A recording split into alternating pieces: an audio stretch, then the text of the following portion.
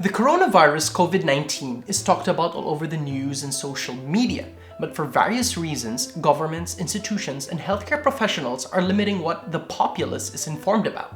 In this video, we are going to go deeper into things not talked about with regards to COVID-19.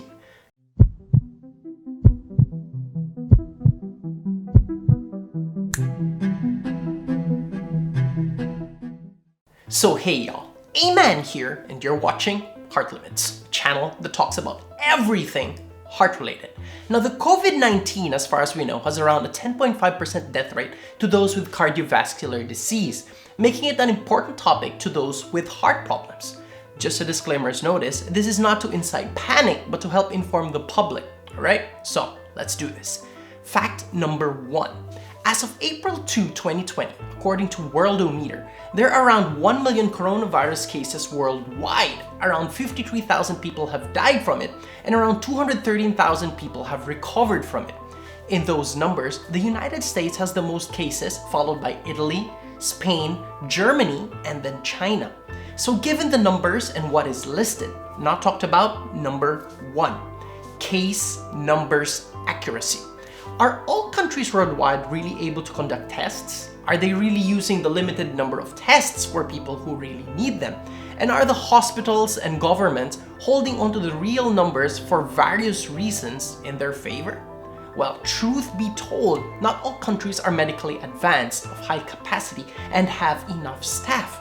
Even the United States wasn't prepared for something like this because of leadership problems, containment issues, and the virus has no cure as of yet. It is something new, and up until now, not much is known about it. VIPs and specially connected people, sad to say, still prevail in access to tests in many countries. And in many instances where a patient is of lower status or has passed away with a possibility due to coronavirus, the test isn't conducted for confirmation due to the dubious reasons, and because of the mindset that if there are limited available of tests, why use them on the dead and why not the living? Also, governments, companies, and hospitals worldwide have various reasons for holding back information. For sure, in our mind, it's something that shouldn't be so, but because of looking at the bigger picture in many aspects such as economy-wise, job market-wise, and also even not inciting panic among, many other reasons, things are just getting filtered differently worldwide. Fact number 2. The virus is spread from person to person or from infected surfaces. The idea is that if certain particles or droplets, usually from a cough or sneeze, finds its way into one's nose, mouth, or eyes, one would be infected with the virus. But if you think about it, not talked about, number 2, airborne factor. Wouldn't the COVID-19 droplets or particles be in the air for a certain amount of time when a person sneezes or coughs? What actually happens to these particles? Now, COVID-19 is not labeled as airborne as far as we know, but if we base things on physics, for example, an aerosol released at a height of around 6 feet, technically my height, would fall to the ground in 34 minutes. So to say, it would more or less take 30 minutes before it has actually settled on the ground. Now, of course, the concentration and risk gets less and less as time goes by, as the droplets and particles disperse in the air and go lower down the ground. But the thing is, the concentration level, we don't really know what is the safe amount that a person can, intake. There's too many things we don't know about it. So, not talked about, number 3, resuspension. Are the COVID-19 droplets and particles glued onto the infected surfaces? Isn't there a possibility that it can move to another surface or in the air once again, given external factors like the wind, for example? Well, as a matter of fact, resuspension is a high possibility, but the level of risk of a resuspended particle or droplet is still unknown. Depending on what and how powerful the factor that makes the droplet or particle move, like breeze or a strong wind for example, the distance it can travel and risk level will greatly vary. Fact number 3. Depending on the surface that is infected, the virus can actually live longer. According to some sources, the virus can live on surfaces such as copper for up to 4 hours, up to 24 hours on cardboard boxes, and 3 days or more on plastic, steel, and glass. Not talked about, number 4, survivability. If COVID-19 droplets or particles resting on a specific surface is in a colder environment, wouldn't it technically live longer? As a matter of fact, the temperature can make a virus's lifespan longer or shorter.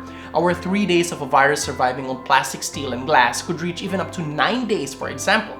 Keep in mind the numbers that we know are somewhat an average and there still could be margins of error on it.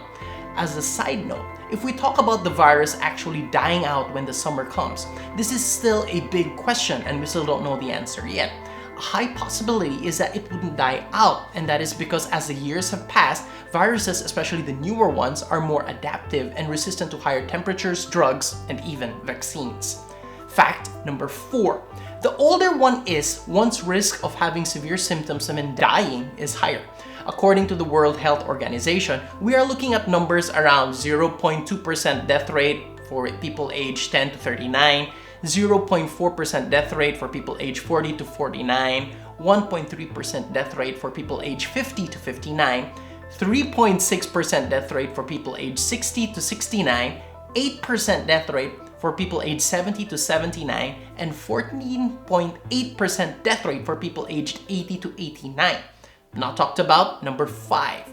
Age risk numbers. Are we really certain that the estimated numbers in proportion to the certain age brackets given by the World Health Organization is really accurate, and that older people are really the ones most at risk age-wise? In a recent study issued March 18, 2020, Wednesday, by the Centers of Disease Control and Prevention, it found a similar point that older patients had a higher risk of dying and being hospitalized. After all, simple logic would be as one comes of age, so does every organ as well. And as a result, things are just not in tip-top shape anymore. Makes them more fragile to the virus. But 38% of the 508 patients were younger in age between 20 to 54, and nearly half of the 121 patients were actually admitted to the ICU. One way to look at this for individuals below the age of 65 is that there are many variables that need to be taken into consideration. For example, eating habits, race, fitness levels, cleanliness of the air where they live or work, amount of exposure to smoke, cigarettes on a daily basis, and many more. As more and more cases appear, the numbers keeps on changing. So let's just hope the numbers will be manageable as time goes by. Now, since there are a lot of things to talk about with regards to coronavirus, COVID-19, and the facts around it, Part 2 will be coming out soon, so don't forget to hit that subscribe button, turn those bell notifications, and feel free to drop a comment or if you have any questions or inputs. So, once again, Aman here, and you're watching Heart Limits.